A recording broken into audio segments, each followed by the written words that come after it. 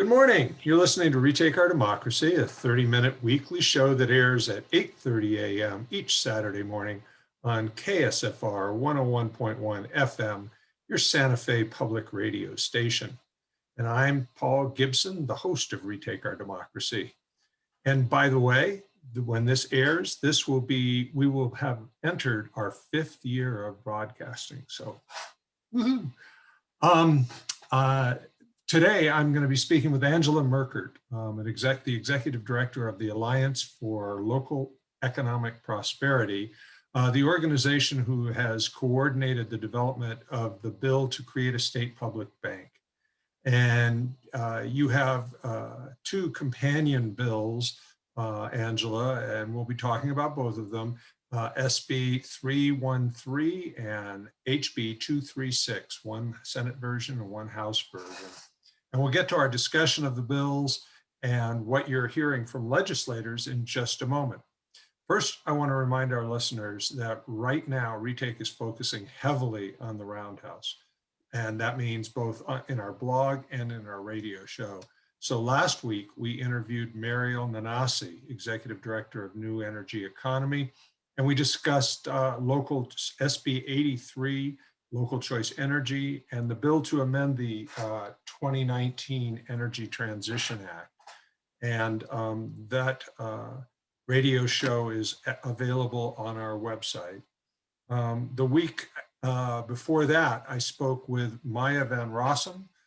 She's the founder of the Green Amendment for the Generations. And in that discussion, we talked about how they were doing in the legislative hearings process, what they were hearing about from legislators, what some of the counter arguments were to the bill, which subsequently passed in Senate rules and is on to Senate Judiciary.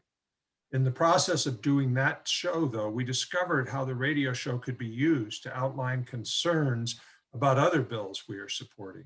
And so last week, like I said, we did a show with Mariel Nanasi, and now we're speaking with Angela Merkert, and I'm working on getting a show with Mary Feldblum so that we can discuss the health security and planning.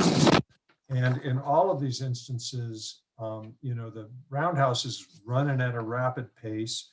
And so we didn't want to wait to publish these shows until they air on the radio show.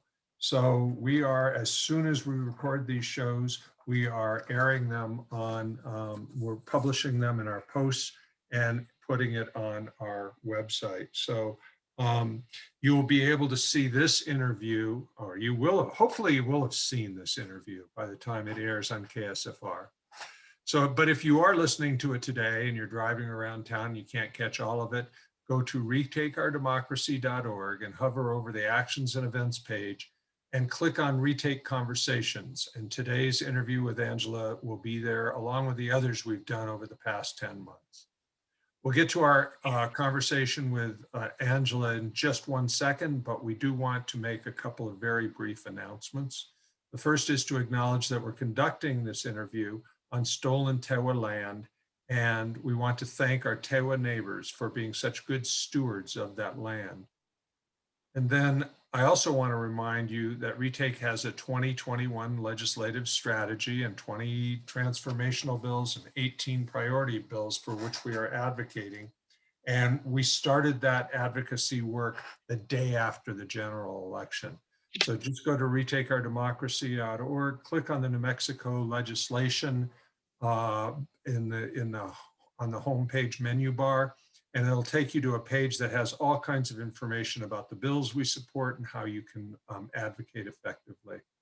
And if you're interested in more information on this work, just write to us at retakeresponse@gmail.com. And also plan on attending one of our Friday afternoon weekly huddles, legislative huddles. They're from 3:30 to 4:30. And we go over what happened the week before and what's coming in the coming weeks and what you can do to help advocate for the bills you care about. It's a very good way to learn about how the legislative process really works, not the way it works in your civics classes when you were in high school and middle school. So let's get started with Angela. Welcome, Angela. It's been a while. We've had you on the show before. Yes. Um, so despite the fact that we've had you on the show, I always like to let our guests introduce themselves. Tell us a bit about yourself and how you wound up being an advocate for a public bank in New Mexico. Okay. Thank you, Paul, and thank you for supporting our campaign through Retake. My background is university teaching, for-profit work that had a lot to do with leading change projects throughout those years. And then the past 20 years in nonprofit leadership.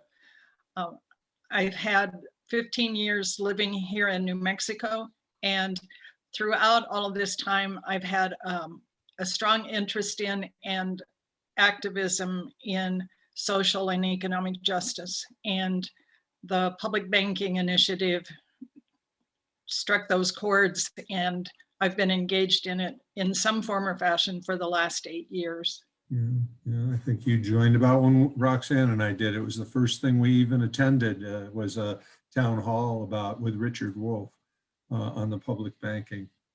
Can we start by your telling us what a state public bank would do, and as importantly, what it wouldn't do? A state public bank would be created and owned by the state or any governmental entity, and it would hold the funds of that entity. So in the case of the state, it would relate to state revenue, fees, and other income to the state. And it would be created to be owned by the state, but independently managed, and managed through finance programs that were for the common good. Mm-hmm. Okay. And what it wouldn't do is, they're not going to give home loans, and they're not going to have ATMs, and they're not going to do any of those things that might compete with a community bank, correct? Correct. This would be what we call a banker's bank. Community banks, credit unions, CDFIs could work in partnership with the bank, but it would not hold individual savings and checking accounts. And as you noted, no ATMs, no individual customer accounts. Okay. And I think we'll talk more about that a little bit later when we talk about some of the misinformation about what a public bank is. One thing I find fascinating about the Alliance for Local Economic Prosperity is the path it has taken to get to this point. Can you tell us about it's a really participatory and democratic process, and that AFLEP has led. And as a result, I think you've got a really solid and secure and broad base of support. Can you tell us how you've cultivated that? Thank you for noting that, Paul. Yes, we came out, we developed 3 years ago as AFLEP, but before that, there were 2 groups meeting as more of study groups, both in Santa Fe and in Albuquerque. I'll focus specifically on the last 3 years. Because of the interest in those groups and the desire to determine what the feasibility of a state public bank could be, we developed this core group of what we called a core team of 13 to 15 members. And we've met consistently over the last 3 years in strategizing and conducting research about what would a public bank do for the state, what were the needs of the state. And as we did that more in-depth research, we built alliances and allies throughout the state with various interest groups, governmental officials, and citizens of the state. But we've broadened our support as we've conducted this research and developed these relationships with so many of the diverse groups all around the state in so many different industries and in so many different interests, both nonprofits and commercial entities. Okay, yeah, I've been just immensely impressed. The organization has grown in stature and capacity in leaps and bounds since those first years, and very happy to see it. Very happy to see it. You've really amassed. Go ahead. Excuse me. No. It's been a great team. We have We have a board. We have 3 of us are employees.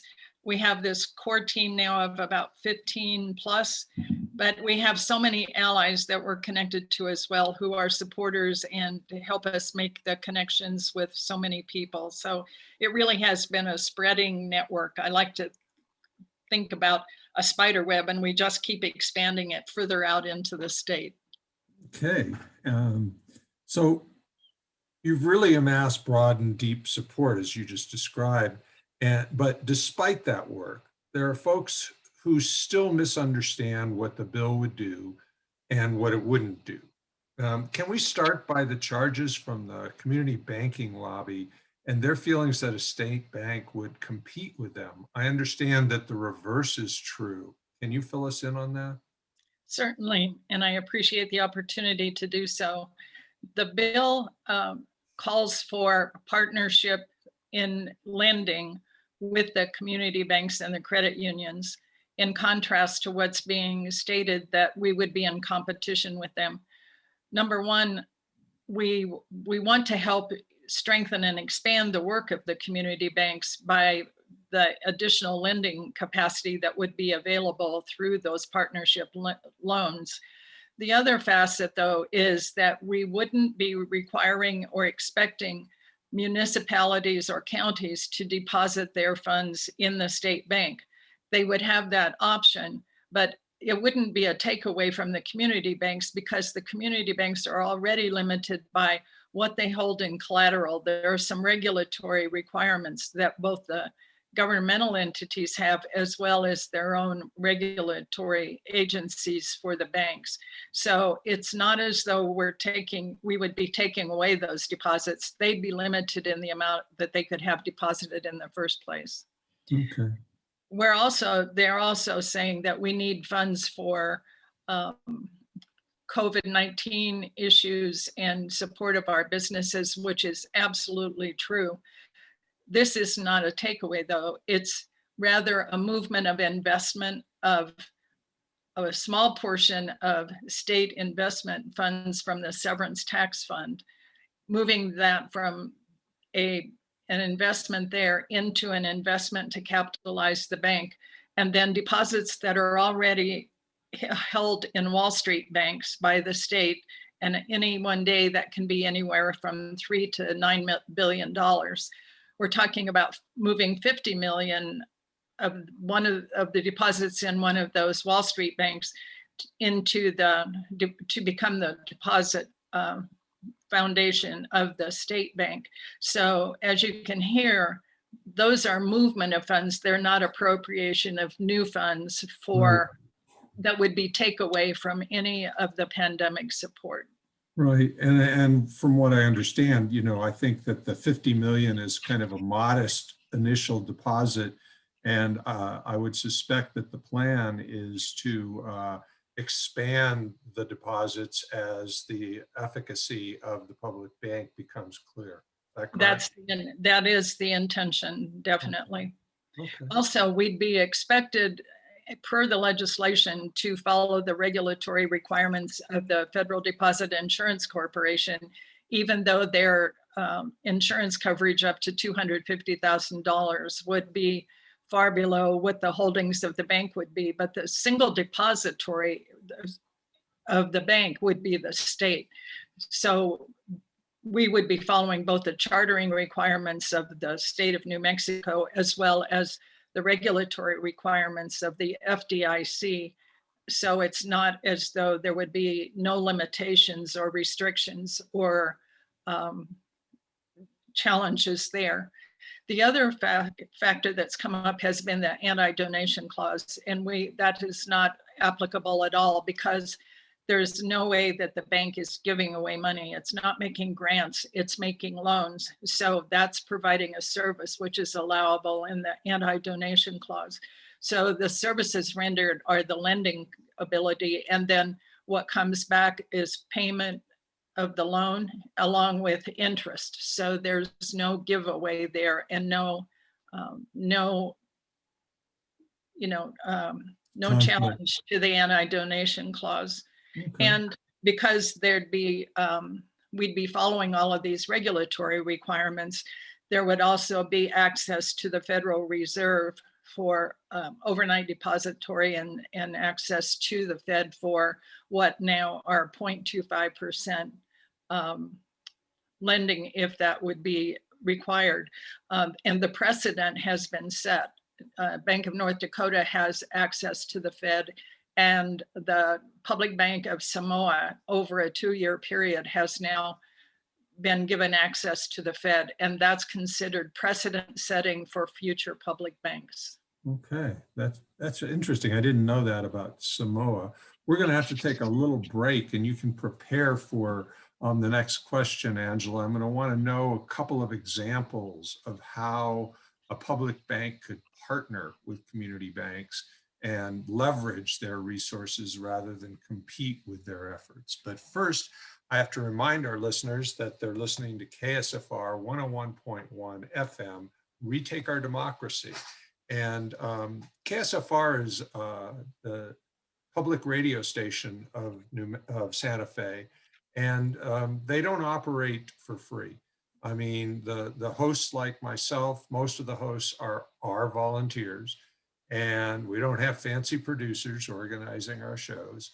But there are expenses at this city college, community college out there where KSFR is located. And they have producers, radio engineers, and an administrator, and a facility, a top-notch facility that all has costs. And so what we always ask when we do our show is that you view a donation to KSFR as a ticket for admission to the great programming that you'll find. So when you get done listening to this show, when you get home, if you're in your car, go to ksfr.org, click on the donate button and make a $10 or $20 donation. They'll really appreciate it. So Angela, you had some time there to prep your answer here.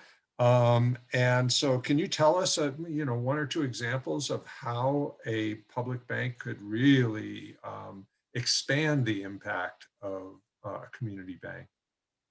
Certainly. First, with a bank, we can expand, we can leverage the deposits that we have in the bank by 8 to 10 times. So if we start with 50 million, we actually have up to 500 million that we can actually incorporate into our lending program. But we develop for perhaps a partner loan program with the credit unions and community banks to support small business development in their communities. So perhaps we have a restaurant that's been floundering now through the pandemic, but it comes out of that and then wants to expand or wants to add on to its services. The loan it is looking for maybe the size loan under $1 million that a community bank under its current model of lending isn't interested in making because of maybe the return on investment in that loan, for instance. But what the state bank can do is develop loans, lending programs that will support those kinds of loans and make it better, make small business owners better able to access these smaller amounts that they need for their own expansion or even for startups that might not initially be of interest to a community bank or credit union, but because there's the partnership and that backing of the state in the partnership of the loan, that they're not, it's actually increasing the capacity, it increases the potential for them gaining new customers, and it also can help to reduce their risk. And they know the people of the community are more likely to, so that it can turn into a win-win and create community wealth in that particular, whether it's city, the county, the region. It can be related to sustainable alternative energy, solar installations. It can be the rewiring of a school building that's tied with more broadband, able to access more broadband support. It can be a library a library remodeling or redevelopment that doesn't have to wait for every 2 years for a bond issue. It's a small enough project that it can be developed out of a loan that the state bank and the community bank can operate together. Okay, that sounds awfully good to me. I knew there was a reason I supported this. I know you were on the Zoom when we spoke with Speaker Egolf about the bill, about your bill. And he stated that he had introduced in his first session a bill to create a public bank. But then in his next comment, we got to understand that maybe it wasn't exactly a public bank. He said that one of his concerns, that while he supports the concept of the public bank, he thinks that it can be achieved, the goals of the public bank can be achieved by changing some wording and not creating a bank, but creating a discrete fund. Can you explain why that would unravel quite a bit of the potency of a public bank? That's a great way to put that, Paul, because it's the potency that becomes lost in that. The bank can, as I mentioned, can leverage up to 10 times its deposits in those lending programs. And so a bank, by definition, creates money. So we are losing that capacity if we're talking about a rotating fund or a fund that, the payments are made on the loans, the entity keeps the interest, but it still gets the appropriation from the legislature. It's an outflow of money from the state funds into that fund. And it's just not the same. The one definition of how a public bank works is a Mobius loop, and it's closed and the money keeps circulating, but it keeps circulating within that system and it keeps expanding as well. And the fund does not do that.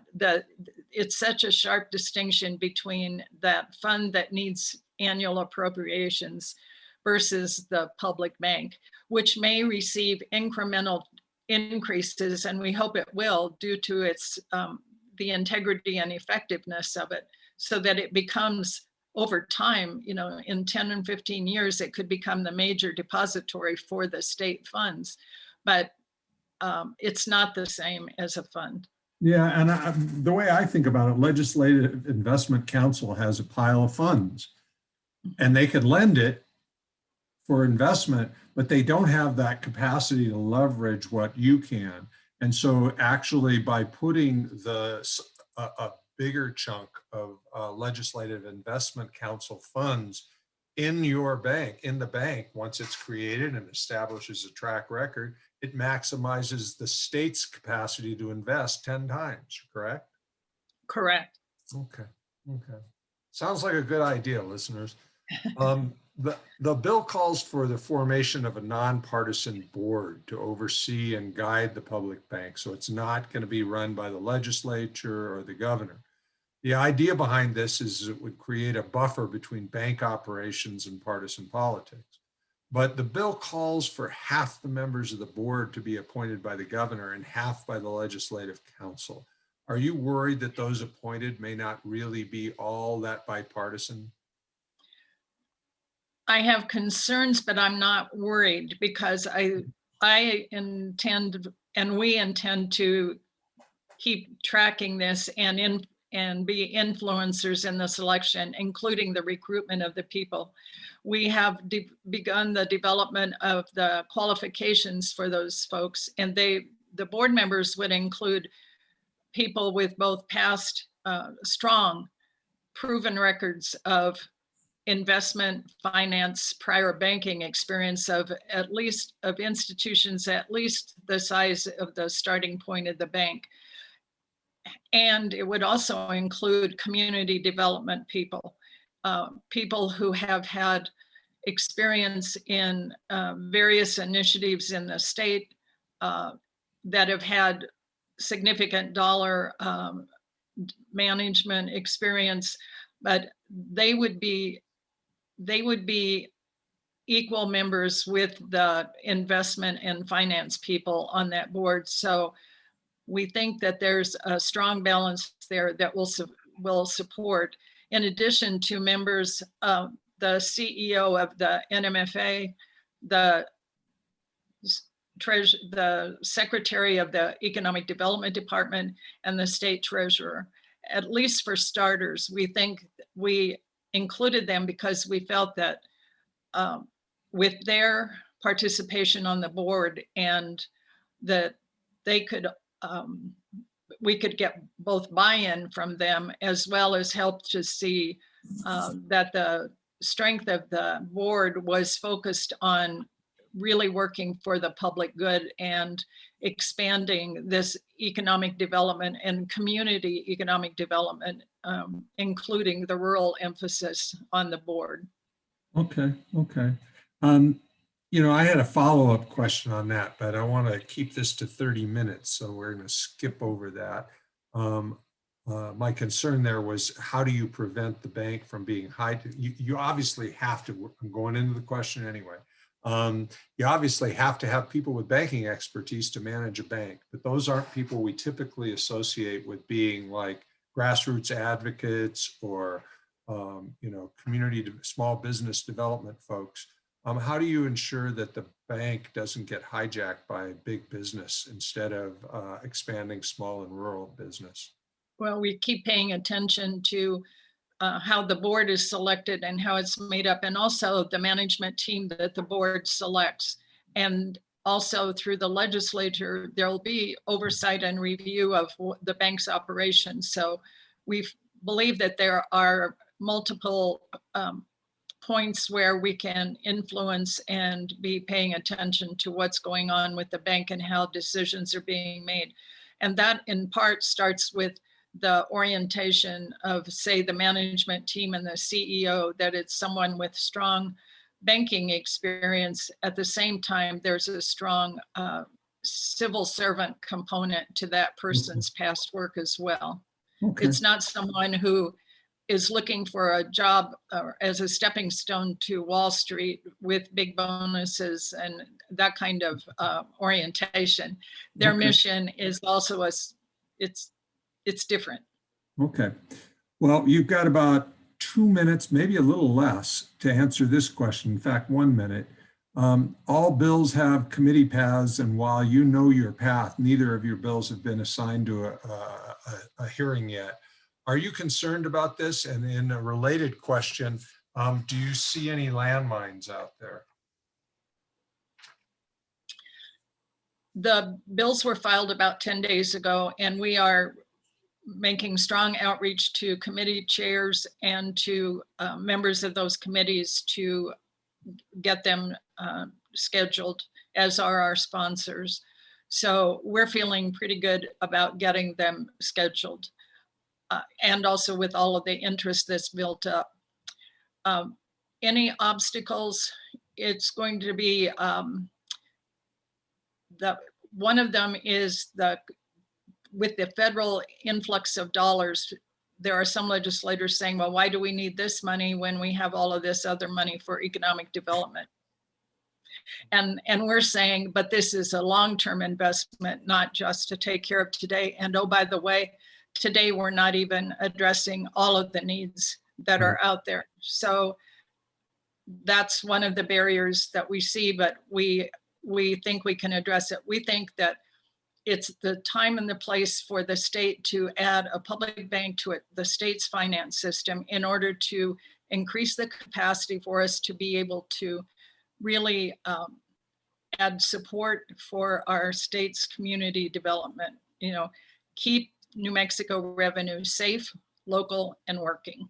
Okay. Can you tell people where they can get more information? We're about out of time. Certainly. If you look right to info@aflep.org or go to our website, aflep.org, you'll find lots of information, and get in touch with us and let us know more of your interests and help us in this campaign. We'd appreciate it. Or you can make a contribution. Okay, well, thank you, Angela, for being with us today. Very good show, very good cause. This, if I was being honest, this would probably be my top priority of all of our bills. And so I really hope you manage through and I hope Mary Feldblum isn't listening. But thank you very much and good luck in your first committee hearings. Thank you, Paul. We appreciate it. Bye-bye. Bye.